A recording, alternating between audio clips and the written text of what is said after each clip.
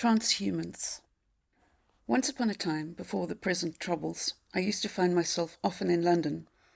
I'd stay with friends or house sit for them, and frequently I'd be pleased to find old acquaintances already in residence. Plants I recognised from home, from the Western Cape.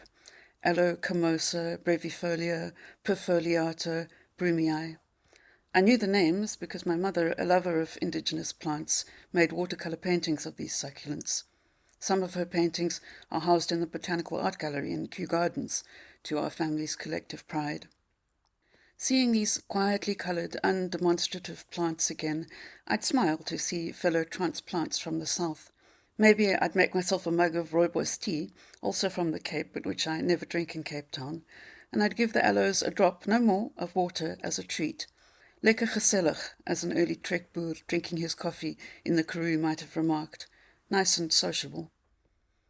The first time I went to Kew, years ago, it was partly to make a pilgrimage to the art collection on my mother's behalf. My parents, then in their 60s, had never travelled outside of South Africa.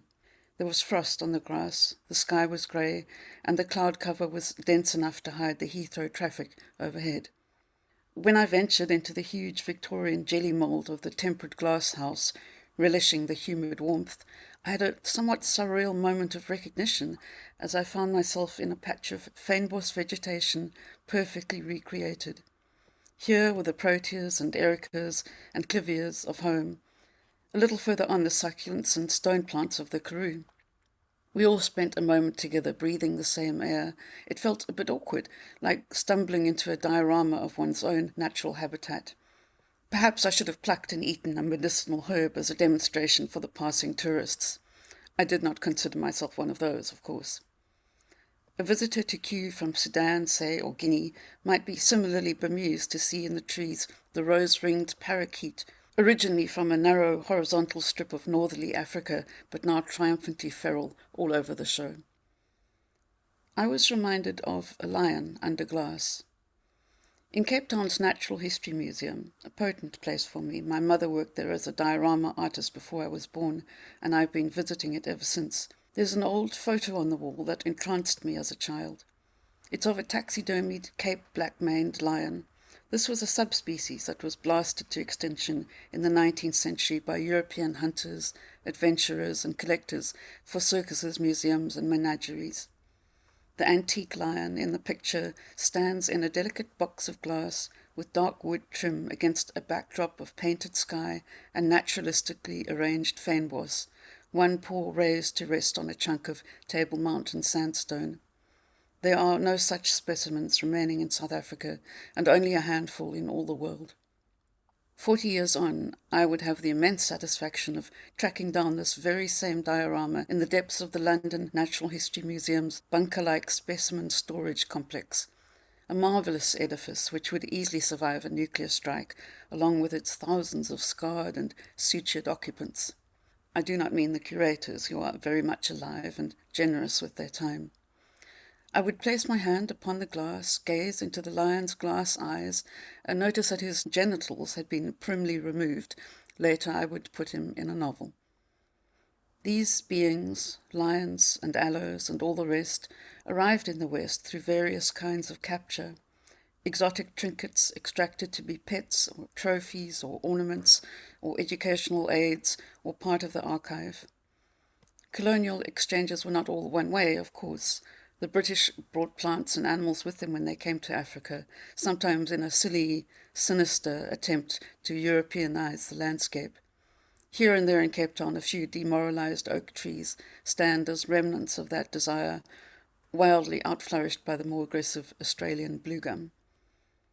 At the very end of the 19th century, that notorious plunderer, Cecil John Rhodes, planted fragrant pines and released red deer and 200 European songbirds into the forests of the Groote Schuur estate on the slopes of Table Mountain.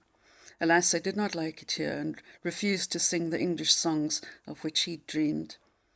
The only remaining descendants of these birds in Cape Town are starlings and some quiet chaffinches that can sometimes be spotted in the dense undergrowth, lying low, causing no trouble, and no doubt still pining for the woods and hedgerows of home. Rhodes had used his vast wealth to swoop in and buy up a swath of the mountainside from local farmers, many of them recently impoverished by the devastation wrought on the vineyards by the imported phylloxera bug. Farmers, including some of my own ancestors, descended from German, Dutch, and Scottish colonists who'd fled their hardships to seek fortunes in the up-for-grab south. They lived on some of the most desirable estates around Cape Town before phylloxera and their ruination.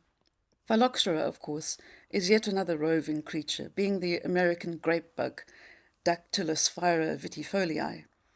This had decimated the European wine industry before arriving triumphant, gorged on fine French red, in the Cape in 1886, via an infected vine belonging to a certain Mr. Kotze from Mowbray, thus indirectly robbing me of billions in colonial spoils that now, I suppose, belong to the Mandela Rhodes Foundation. The bugs are pale, sap-sucking parasites that feed on roots and leaves. The resulting deformed nodular roots and secondary fungal infections slowly cut off the supply of nutrients and water to the vine, which is a metaphor, I'm sure. This was not the only imported devastation to hit the colony at the time. It coincided with the rinderpest, the feared viral disease accidentally introduced in 1887.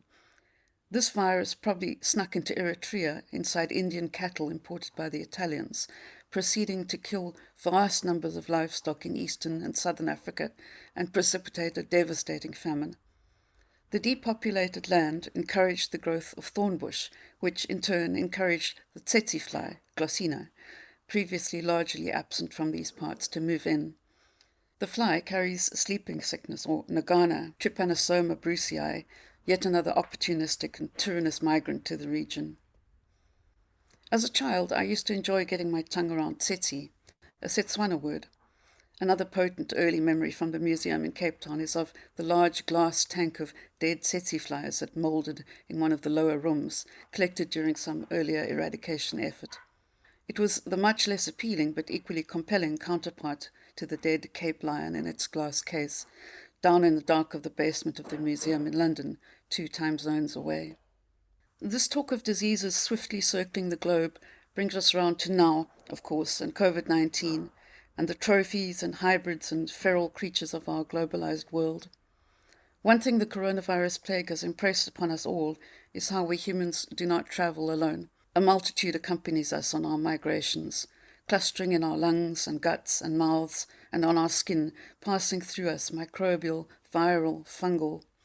We trail these tiny lives behind us like clouds of spirits, benign or malign. Of course, few of us have travelled anywhere for more than a year now. Stuck at home, I make myself a cup of lockdown tea, rooibos, which I find disgusting, to be quite honest. We've run out of proper English I prefer. I breathe in the herbal steam, breathe out whatever may be multiplying inside me. House sparrows, possibly the oldest and most successful of all human-associated migrant species, play on the balcony, watched closely by my cat, who is descended from African wild felines and some long-forgotten Norwegian ship's cat from the Dutch East India Company's fleet, I like to imagine. The nomadic Khoisan people were the first to use rooibos, the tough red bush from the arid Cederberg Mountains north of Cape Town. When the European settlers arrived at the height of the colonial tea trade, they were accustomed to the habit of sipping Chinese and later Ceylon brews. They fell eagerly on rooibos as a replacement for their costly Asian fix. Indeed, by the late 1920s, demand was so great it threatened the supply of wild rooibos plants. Fortunately, the industry was saved by a business-savvy Russian immigrant who realized the potential of mountain tea. And now, after a century of agricultural tweaks and refinements, you can get it at Tesco, Brexit willing. The British do still seem to like the little leaves of the red bush, its warming aroma. I remember my UK friends always longing for heat. I, however, found London buildings unbearably hot, T-shirt temperatures in the depth of winter. Everywhere I went I sweated embarrassingly, longing for the snow I'd been promised. And each summer I've spent in the UK has seemed incrementally hotter. Last time I was at Kew, I wasn't tempted at all by the hothouses. The grass outside was not crisp with frost, but yellow and dry like the veldt. If there were chaffinches hiding in it, they must have been wondering what happened to the weather. Maybe, what with the politics and the pandemic and the changing climate, London billionaires will start to abandon their overheated mansions.